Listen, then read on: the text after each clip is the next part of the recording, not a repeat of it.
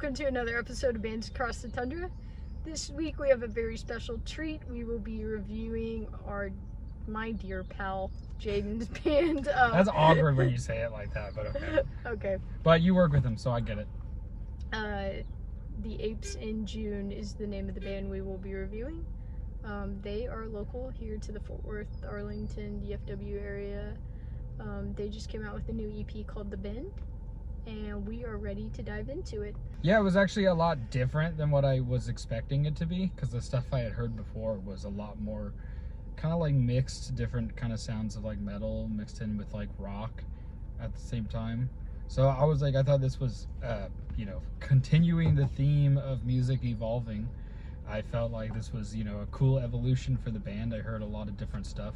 I heard some like kind of Weezery moments in there. I heard some like Modest Mouse kind of moments in there, but like heavier and like more shreddy. Lots of great guitar playing, great melodies. Proggy. Yeah, that's the word I was looking for, was prog. A lot of really cool like prog elements. It takes you on a musical journey. A lot of changing parts and dynamics in the songs, and I thought that was really cool. You get these really nice the guitars themselves, like throughout all of the tracks on this EP, were really melodic and heavy, really dialed in guitar tone too. I just thought it was really, really nice. Yeah, and there's also like these like moments of like skate punk with like the octave chords and stuff like that. So yeah, it was very diverse in its sound. And then there was Dysphoria, I think that was the name of the song. Dysphoria, that one I was like, it reminds me of like back in the day of like 3 Days Grace and bands like that. It had like that kind of riff.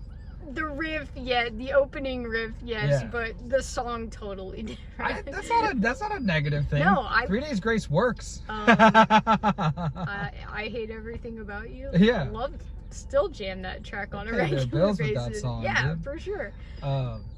Vocally, I was really your singing voices are so good on these songs, and again, you've got a little bit of that like 80s thrash metal, like Megadeth.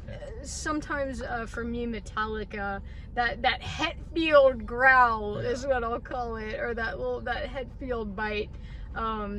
It did, yeah. To me, I heard a lot of like 80s metal elements in there, which I thought, again, really cool. And you blended it.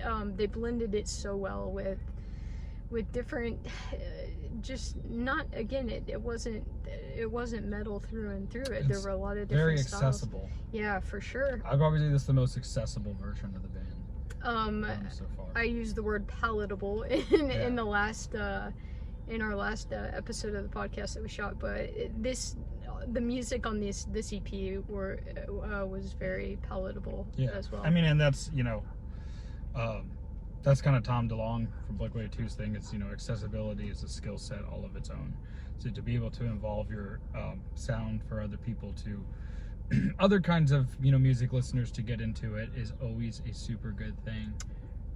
Versatility, yeah. And you guys, they nailed it. Yeah, great tracks on this EP. And then the last song got more into that like kind of thrash metal. Yeah, the last song 80s. was very like thrash, Megadethy. And instrumentation on this album was amazing. Like, you guys are nailing those riffs, and they're not easy. They're not simple riffs either. Yeah. There's a lot of complexity in the guitar lines there, and yeah, I just thought it was incredible. Yeah, specifically the vocal mix was very good. A lot of contrast in the vocals too. Again, between even as much or like even between your like lows and your highs and stuff in the vocals, really good, really well mixed. Really killer intro track too. Nice little 1 minute long intro. And then effects on it for sure, really good effects, and then it transitions into that second song beautifully. Really smooth transition. Really cool opening track. Yeah, very short EP, pretty quick listen. definitely worth checking out. Again, even if it's not a genre, or you hear prog or you hear 80s thrash metal and you're like, that's not really my thing. It's definitely worth checking out. I highly recommend looking into this EP. Same segment we'll just do this at the end of every episode. Is what do you want to hear out of Apes in June going forward? I was gonna say my first inkling is, well, no, I was gonna say math rock. You're allowed to say whatever you want. Your words, your choice. You're right. I do. That is one thing I do have control over. My words. That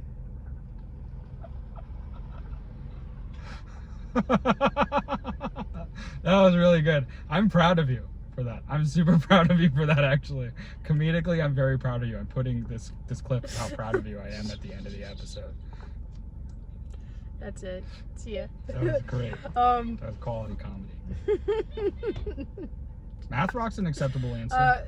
Maybe I say math rock just because I think it wouldn't be too far of a stretch for them. Mm-hmm. Again, so many genres can be easily blended because they share a lot of the same like common elements, and math rock and metal I think is not too far of a stretch because it's very melodic. Both of them characterized by really melodic guitars. And then again, I talked about contrast in the vocal. Well, I'm thinking about math rock vocals. Or like. Well, Jaden sings better than most math rock vocals. So. Yeah, excellent voice on that. Yeah, so it's like, if anything, it would be a cool growth on the genre. I'd like to just see like 180 and just see the band go acoustic or really like quiet. Kind of like In Your Honor by the Foo Fighters, where like there's maybe a double album. What? Jaden played acoustic at his house show a couple of months ago, just him and an acoustic guitar, and it sounded great. And it's funny though because it was a softer acoustic song, but it had a lot of proggy. It still felt like very dynamic and very like constantly changing and switching up. So it had a lot of really cool prog elements in there too. And yeah, I think maybe. Yeah, that was gonna be the first thing I said, was something softer and in like more indie acoustic. Yeah. But whatever direction they decide to go, it'll be very, very cool to see. Yeah. We didn't see them on Bandcamp. If they do end up having one, we'll make sure to put it in the description. But make sure to go check them on all streaming platforms. Follow them on Instagram.